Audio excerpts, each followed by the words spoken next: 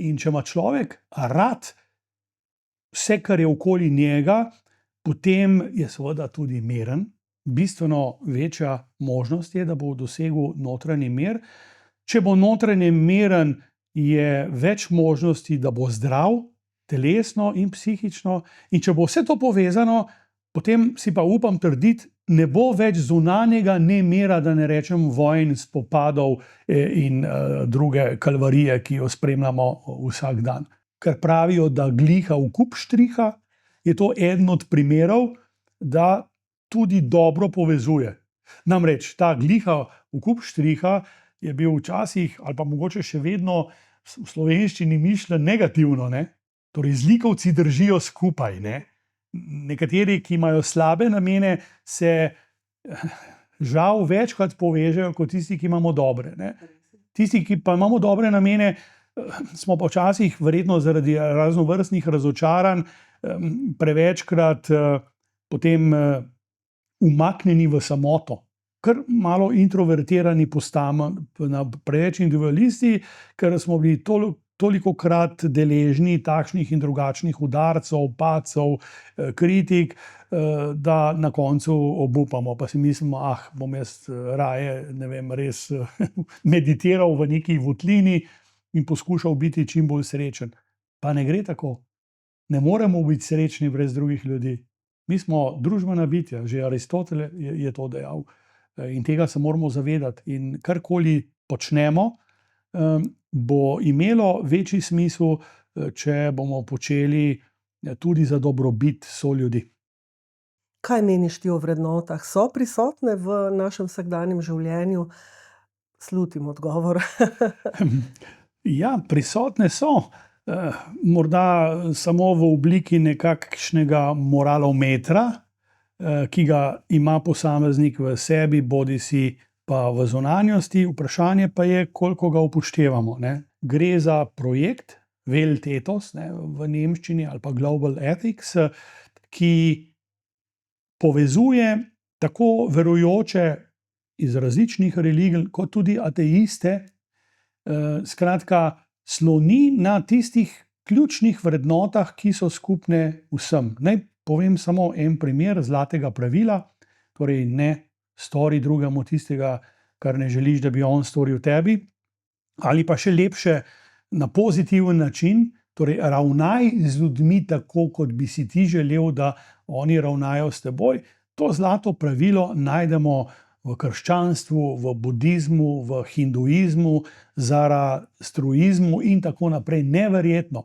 Kvantna fizika trdi, da je vse energija. Če je vse energija, smo vsi povezani, vsak z vsemi in vsem. In če smo vsi povezani, pomeni, da bo slehernik za katerimkoli dejanjem vplival tudi na druge. In obratno. Zdaj pa smo pri tem, da ne spoštujemo vrednot samo zaradi tega, ker je to moderno, ker se tako spodobi, ker so nas starši tako naučili. Lahko jih pravzaprav spoštujemo čisto iz sebičnih namenov, ki pa so altruistični. Če bi sam sklenil na kratko, kaj se mi pri vrednotah zdi najpomembnejše, je zrcalna plat ali pa druga plat medalje, ki se imenuje pravica. Namreč premalo pozornosti posvečamo dolžnostim.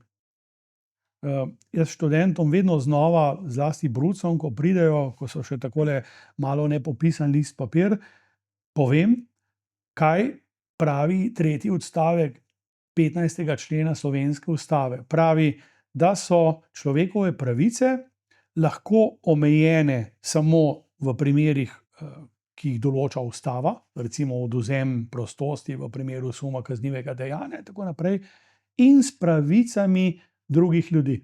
In to je po moje ključno. Moja pravica do svobodnega izražanja je omejena s tvojo pravico do dostojanstva.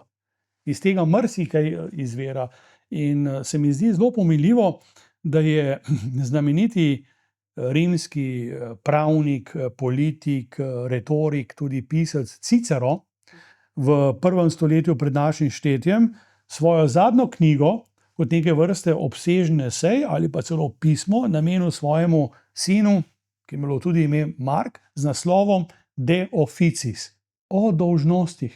Sem si predstavljal Oljko, ki živi tule pri nas v tem okolju istrskem, kaj se z njo res zgodi v takih primerih. Namreč dogodi se na 15-20 let, da pride pozeba, oljke je treba radikalno porezati, ampak po nekaj letih se ponavadi pojavijo novi poganjki. In to se je tudi pri meni zgodilo, ko sem bil sposoben te samorefleksije, ki je seveda boleča, ne. Odrežeš tudi kakšno vejo, ki ni še čisto suha, ali je mogoče samo pretirano štrleča, stranska, potem, ko je to za tabo, ko se začneš vzpenjati, ko ni več padca, ampak je pobiranje, je pa življenje lepše. In zato se mi zdi zopet, ne, spet smo pri vrednotah, ne, ker ena od ključnih vrednot mora biti duševni notranji mir, pa se ljudje tega ne zavedajo, da je duhovnost mnogo več kot sama religija. Tu se mi zdi, da je Dalaj Lama krasno primerjal, je rekel, veste, to je tako, kot če imate na razpolago čaj in vodo. Čajev je na tisoče okusov, so zdravilni, takšni, drugačni, temni, svetli in tako naprej. In čaji so podobni religijam, ne. Pravi, voda, ki je brezbarvna, lahko dolgočasna, je pa nujna za preživetje, je pa duhovnost.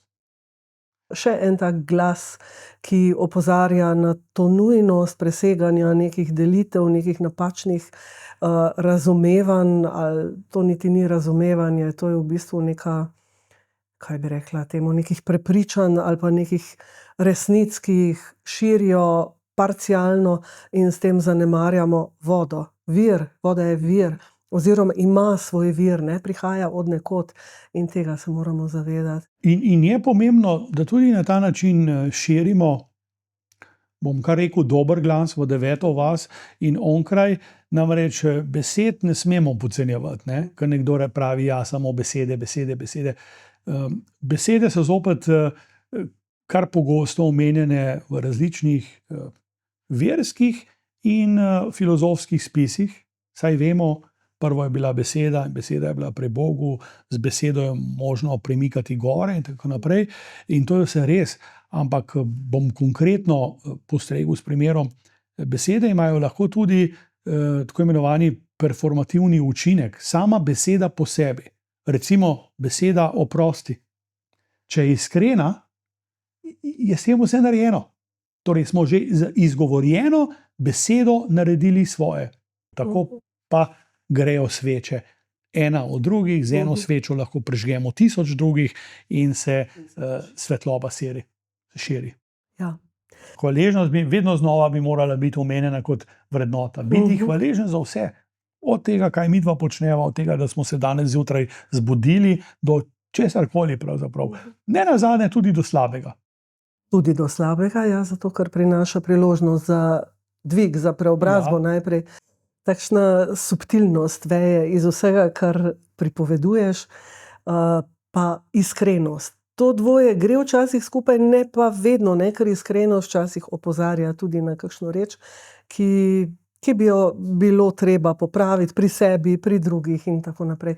Ampak mislim, da je to zmagovita kombinacija vendarle, a ne, tak na malo daljši rok. Marko, marsičesa sva se dotaknila in veš kaj, jaz stavim, ko bodo slišali naši koordinatorji tednov vseživljenjskega učenja ta pogovor, te bodo poklicali in te želeli angažirati v času tednov, kar je maj in junij, pa jaz vem, da si ti takrat zasedena, ne? Tako da se boste dogovorili za kakšen drug termin ali pa morda vendarle predstavitev tvoje nove knjige, ki je tik pred zdajci, bo zasijala na katerem od prizorišč TV-jev o tem sploh. Hvala lepa in seveda vsem maham. Ja. Zopet bi Manca rekla, vam maham, ne, tokrat iz onstranstva, no jaz sem zaenkrat še v tuzemstvu, ampak res vsem želim krasne tedne, krasno sodelovanje in samo tako naprej s polnimi jadri, če lahko uporabim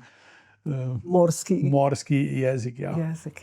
Jaz bi te kljub temu še nekaj vprašala in sicer vse življenjsko učenje je vgrajeno pri tebi, se mi zdi, ta kultura, ta način življenja, pravzaprav je to pri tebi in v tvoji skupnosti ljudi, s katerimi si na isti valovni dolžini, a ne.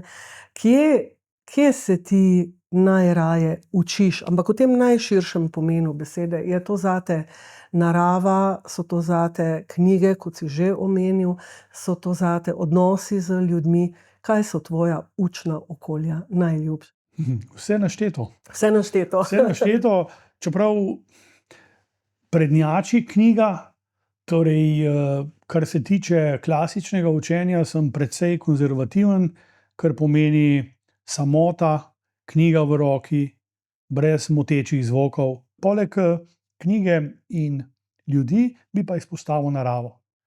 To pa mislim, da je neizkoriščena priložnost. Mislim, da bi se tudi otroci bistveno bolj morali vrniti v naravo. Včasih smo imeli šole v naravi, pa izlete, pa skavte in tabornike, ne vem kaj še vse. Tega je zdaj manj. Narava je res najboljša učiteljica.